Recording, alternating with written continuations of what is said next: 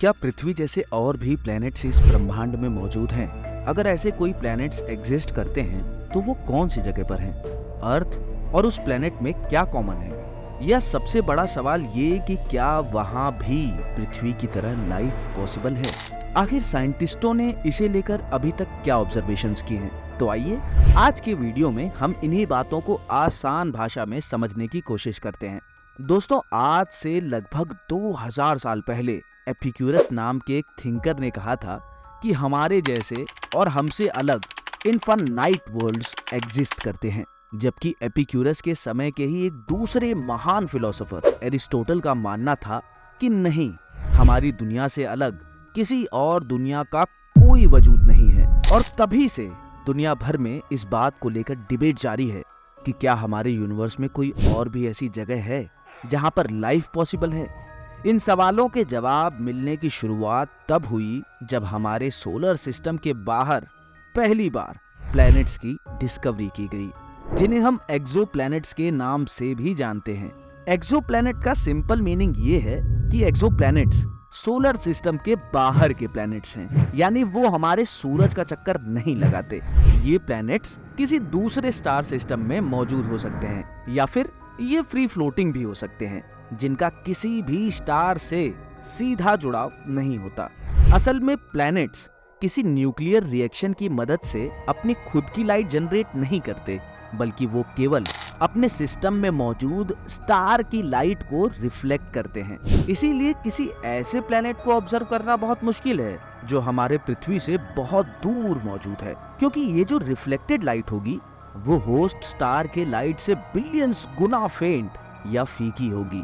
यही वजह है कि एक्सोप्लैनेट्स को ऑब्जर्व करने के लिए इनडायरेक्ट मेथड्स का प्रयोग किया जाता है। आपको बता दें कि व्यवस्थित तौर पर पहला एक्सोप्लैनेट साल 1995 में खोजा गया।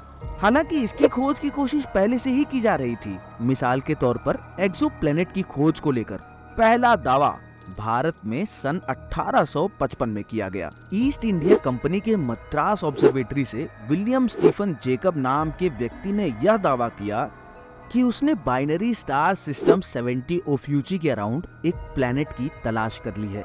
लेकिन यह दावा आगे चलकर 1899 में माउल्टन द्वारा गलत साबित कर दिया गया। फिर आया साल 1952, जब ऑटो स्ट्रूव नाम के रशियन अमेरिकन एस्ट्रोनॉमर ने ये ऑब्जर्व किया कि जुपिटर की तरह के प्लैनेट अपने स्टार से बहुत क्लोज भी पाए जा सकते हैं। ये एक बहुत बड़ा ब्रेक थ्रू था, क्योंकि इससे पहले लोगों का जुपिटर लाइक प्लैनेट को लेकर ये मानना था कि ये अपने स्टार से सिर्फ अच्छी खासी दूरी पर ही एग्जिस्ट कर सकते हैं, जैसा कि हम अपने सोलर सिस्टम में जुपिटर के केस में देखते भी हैं। कुछ सालों बाद 1960 में बर्नार्ड नाम के एक स्टार के अराउंड एक जुपिटर के साइज के प्लैनेट के होने का दावा किया गया, लेकिन जल्द ही पता चला कि ये भी गलत दावा है, और ऐसा इंस्ट्रूमेंट की कैलकुलेशंस की कुछ मिस्टेक्स के चलते हुआ। लेकिन हमें असली कामयाबी साल 1992 में मिली, जब पल्सर, जो कि तेजी से घूमने वाले और एक्सट्रीम डेंस न्यूट्रॉन स्टार्स होते हैं, के अराउंड 2 कंफर्म्ड प्लैनेट्स की खोज हुई।